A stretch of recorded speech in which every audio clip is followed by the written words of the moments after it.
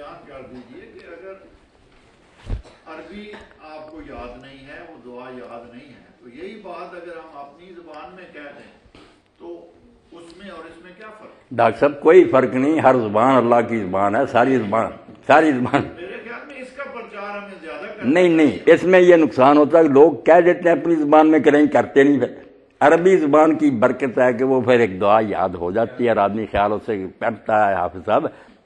ورنہ لوگ کہتے رہتے ہیں اپنی زبان میں کریں، کرتا کوئی نہیں پھر۔ کیونکہ عام طور پہ آپ نے ابھی دیکھا ہے کہ جب ہم دعا مانگتے ہیں مولانا صاحب عام طور پہ تو وہ پہلے تو عربی میں بہت ساری دعائیں، پھر اردو میں شروع ہو جاتے ہیں، تو میرے جیسے لوگ جو گھٹنے جن کے درد کر رہے ہوتے ہیں، نہیں دعائیں تو آپ اپنی زبان میں کریں، یار یہ جلدی ختم کریں، اسی لیے ڈاکٹر صاحب پہلے ہی عربک میں شروع ہوا ہے، پھر یہ ٹھیک ہے، مطلب اب اس میں دعا کا پہلو لایا، لیکن بات حقیقت نہیں اپنی زبان میں دعائیں کرنی چاہیے، ٹھیک ہے نا، مطلب اپنی زبان میں جو آپ اللہ تعالیٰ کا مگر یہ کلام ہونا چاہتے ہیں، ہمارا ایک ہینڈی کیپ جو ہے نا، یہ عربک بہت بڑا ہینڈی کیپ ہے۔ مگر اس میں ڈاکٹر صاحب آپ دیکھیں برکت جو ہے نا کہ اللہ کا کلام ہے، رسول علیہ السلام کا کلام ہے، جو اس میں تاثیر ہے، آپ اس کی قدر اس طرح دیکھیں کہ آپ نے ایک صحابی کو برار ادینوں کو بتایا کہ جب تم لیٹو نا یہ دعا پڑھنا، اب اس میں دعا میں آخر میں آتا آمنت بالذی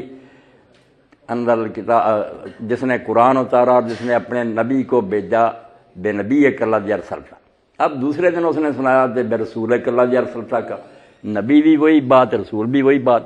آپ نے ٹوک لیا کہ نہیں میں نے بے نبی الذی ارسلتا سکھایا وہ پڑھو، اس لیے اللہ ہی جانتا اس کا رسول کہ ان لفظوں میں بھی خود کیا تاثیر ہے۔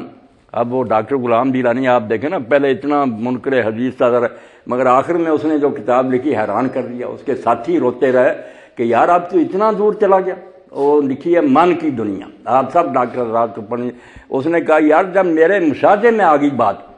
اب میں انکار کیسے کر سکتا، پہلے بہت مذاق اڑاتا رہا حدیث کا ان ساری چیزوں کا، اس نے کہا میں نے آنکھوں سے دیکھا کہ الف جب بولتے ہیں اس کی ایک شکل ہوتی ہے، وہ سامنے ایک شکل میں آتا، بے شکل میں آتی ہے، یہ ہوا میں نہیں لفظ جا رہا ہے، اور اپنا لکھا کہ میں ساری عمر دھکے کھاتا رہا، کوئی ملازمت نہیں ملتی، حالانکہ میں PhD تھا عربی کا، انگلش کا، فارسی کا۔ ایک دن میں حیران بیٹھا تھا تو ایک بزرگ آیا، انہوں نے کہا غلام دیلانی کیا بات، میں نے بتایا کہ اپنا صحیح نام بتاؤ، انہوں نے لکھوایا، انہوں نے عدد نکالے اور اللہ تعالیٰ کے اسماء حسنہ سے میری بھی جن کے عدد اس کے برابر تھے نا، تو وہ بتائے کہ تو اور کچھ نہ پڑھ، یہ نام پڑھا کر، شروع کیا کہتا دروازے کھل گئے، جدھر روکیا فتوحات ہی فتوحات، وہ کتاب میں بھی اس نے لکھ دیے کہ یہ اللہ کے ناموں کے عدد ہیں، اپنے عدد بھی نکال لو ابجد کے حساب سے، اور وہ نام پڑھو جیسے میں یا معزو یا محمد پڑھتا ہوں، میرے یہ دو نام 262 یہ میرے نام کے، کئی بچوں کو میں نکال کر دیتا ہوں، بچیوں کو تیرا نام جو ہے اس کے لیے یار اللہ تعالیٰ کی یہ نام جو ہے نا ٹیلی کرتے ہیں۔ اب یہ کیوں ہوتا ہے یہ اللہ جانتا، وہ پوری کتاب من کی دنیا پڑھنی چاہیے۔ اس نے کہا میں نے دلائی لاموں کو دیکھا کہ وہ پانی پر اٹھتے جا رہے تھے، بدھ نہیں پاؤں ان کے پانی پر پاؤں بھی نہیں تھے، ہوا میں اٹھتے جاتے، وہ کہتا جو آنکھوں سے شاید نظر آ جائے اس کے بعد بھی انکار کرتے تھے، پوری دنیا ہلا دینے والی بات من کی دنیا۔ اس نے کہا تم یار ویسے ہی جلد بازی سے کہہ دیتے یوں نہیں ہوتا، اللہ کی کائنات بہت وسیع ہے، تم نے اس کا احاطہ نہیں کرا، اس دنیا میں پتہ نہیں اللہ کیا کیا کرتا ہے۔ ہاں ڈاکٹر غلام دیلانی برق،